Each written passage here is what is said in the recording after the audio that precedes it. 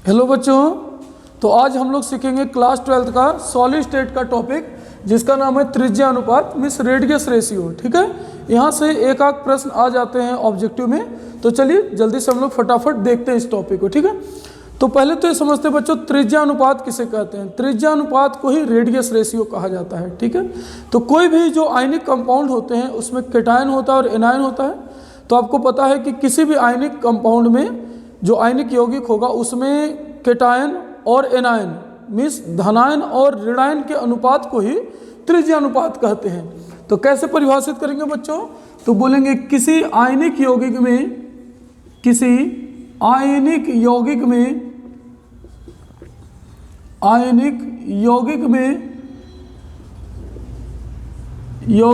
धनायन तथा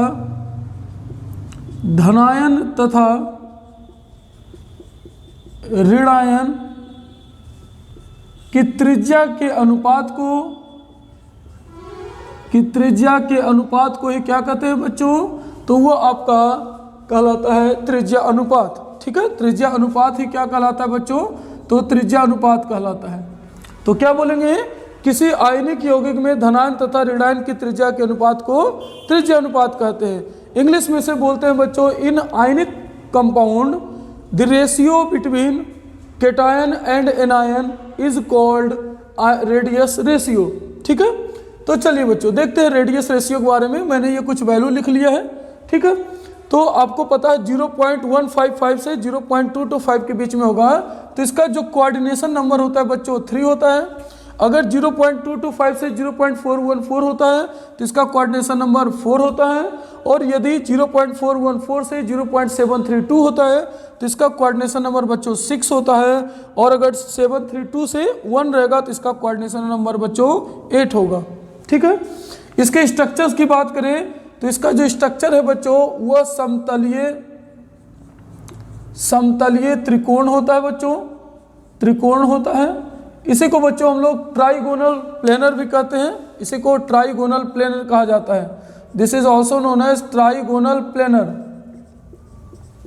नेक्स्ट है बच्चों, अगर 4 होता है कोऑर्डिनेशन नंबर तो इसे चतुष्फलकीय कहा जाता है।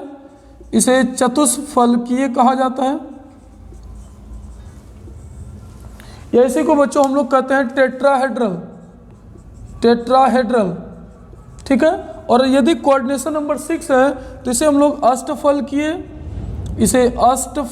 कहते हैं बच्चों, या फिर इसी को कहा जाता है ऑक्टाहेड्रल। इसी को आप कहते हो ऑक्टाहेड्रल। ठीक है, और यदि प्यारे बच्चों अगर 8 रहता है तो इसे हम लोग कहते हैं अंतःकेंद्रित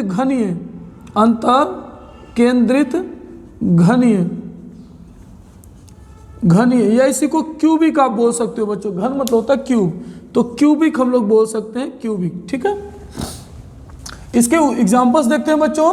तो जो आपका अगर कोऑर्डिनेशन नंबर 3 होगा तो इसके एग्जांपल होते हैं बोरॉन ऑक्साइड इसके एग्जांपल हैं जो कि क्वेश्चन आते हैं आपके बोर्ड एग्जाम में।